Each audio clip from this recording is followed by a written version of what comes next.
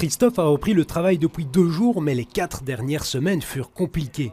Tout a commencé avec un pic de fièvre et quelques jours plus tard, des plaques sont apparues. J'ai d'abord eu des plaques rouges sur tout le visage, sur les joues et tout, et les oreilles.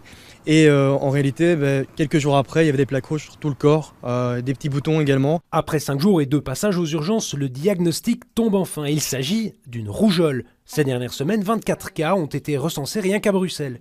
C'est 2 fois plus que sur toute l'année 2018. On a une très bonne couverture vaccinale pour la première dose de vaccin, qui se fait plus ou moins à l'âge d'1 an. Et là, on arrive à vacciner 95% des enfants.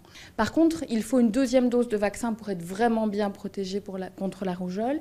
Cette deuxième dose en Belgique, actuellement, elle se fait vers l'âge de 11 ans.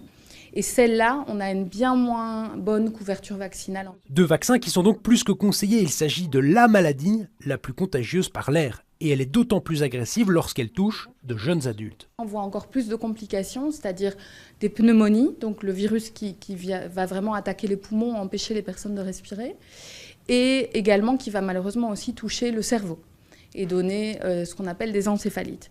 Or, c'est un virus et on n'a pas de traitement contre ce virus. Donc c'est malheureusement des gens qu'on peut juste soutenir. En Belgique, la majorité des gens touchés ont des contacts avec des pays étrangers comme la France, la Roumanie ou l'Ukraine, où la maladie fait des ravages.